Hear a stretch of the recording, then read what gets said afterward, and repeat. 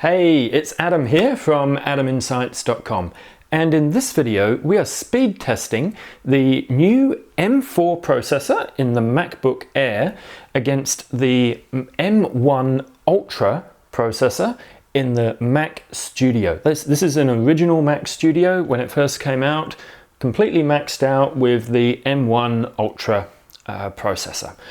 And it's not just any speed test. This is actually a video editing speed test where we're going to be exporting an 8K ProRes file with a Lumetri adjustment on it applied in Adobe Premiere down to a 4K 300 megabit per second H.264 file. And that should really give us an idea on how these two processors can actually perform against one another in the real world. Given that the M1 Ultra came out in 2022, how is it really going to go against the M4, which came out in 2025? Well, let's give it a go. So I'll run you through the benchmark that we're going to be running. So here, sitting on the internal SSD on both computers, normally I would actually edit with my files off of an external drive, but to keep it really fair, I've got them both sitting on the internal SSD. Just here, we have got an 8K ProRes 422 file. So let's just set this up as a sequence on both machines. So we will create a 4K sequence. And we'll go there, keep existing settings, and we'll just take that down to 50%. So now we're actually downscaling 8K into 4K. I'm just going to jump over to Lumetri, and I'm going to bring in a LUT. Okay, you may recognize this video from one of my others. I'm just going to increase the exposure a little bit. Just give it a little bit of extra vibrance. We'll give it 30 clicks of sharpening. It's probably a little bit overkill. There we go. So obviously this plays back fine. No issue on the Mac Studio. You can skim through it. Absolutely lovely. So now I'm just going to apply exactly the same settings to a sequence with the file on the M4 MacBook Air.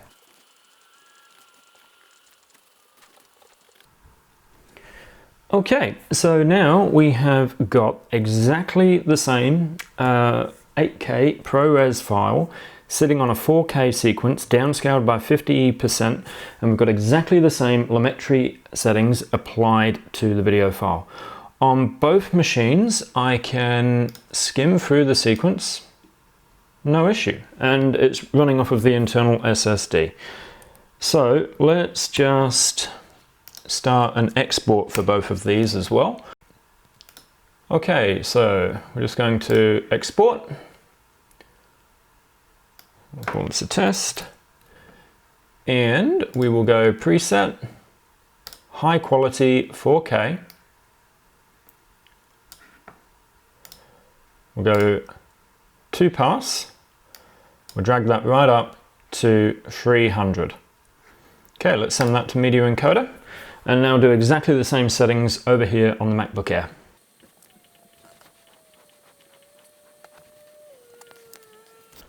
Okay guys, so this is it. We have got exactly the same file sitting on the SSD of an M4 against an M1 Ultra. And we have got them both on, so exactly the same ProRes 8K file. They're both sitting on exactly the same type of 4K sequence in Adobe Premiere, downscaled with the same Lumetri settings applied to both.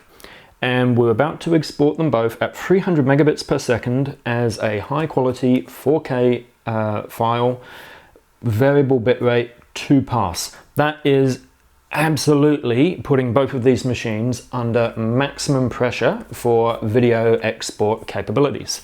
So let's see how fast each of these can do it. So we'll get the export started in 3, 2, 1. So off the bat, just having a quick look here, the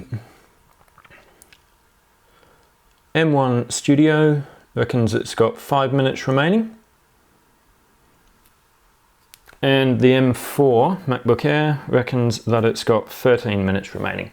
Let's just see how all of this goes, shall we?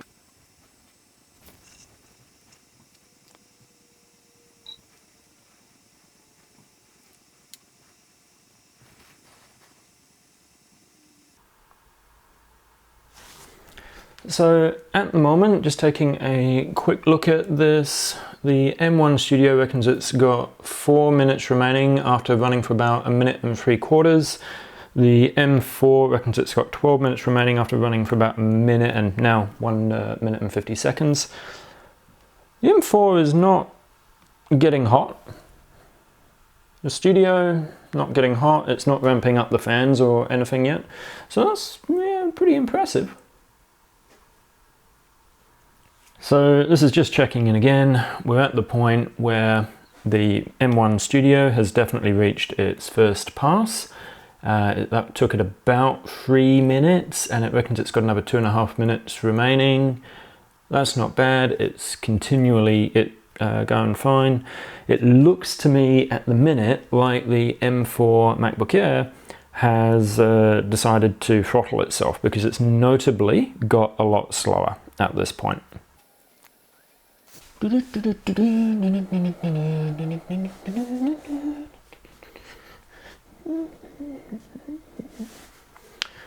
Well, as we're getting towards the end of this, it's definitely looking like the M1 Ultra is the winner for this high-end video export. I think what I would say here is, yeah, definitely if you're doing a lot of export, if you're doing lots of really heavy video editing, yeah, the M1 Studio is definitely the way to go. That said, I do find that the editing process of both 4 and 8K ProRes files off of previously an M2 and an M3 and an M4 MacBook Air have actually been really good. Like, no real issues. It's actually quite smooth and quite easy. But where it does seem to get slowed down is on the export process. And I reckon that that is because the system starts to throttle itself. And we're done. So the M1 Studio, or M1 Ultra Studio, that definitely performed really well. Exporting a ProRes 4K file at 300 megabits per second, variable bit rate with 2 pass. Definitely the M1 Ultra Studio is a much better performer than an M4 MacBook in a MacBook Air. If you're doing a lot of high-end video, yep, that's definitely the way to go. The M4 Air is still lagging behind it after 7 minutes. It reckons it's got another 10 minutes to go. But editing on an M4 Air is still an easy process. It's just export that seems to let it down. But I think this really does show that if you're in the market for a new Mac and you want something with a lot of power, a 2022 M1 Ultra is actually a really good way to go. It's got serious guts there, and it does mean that the value of the machine, which is now 3 years old, is still there. It means that it was an excellent purchase for me 3 years ago. So, everyone, thank you very much for watching. Really appreciate it. Head on over to the blog for a little bit more insights. Cheers!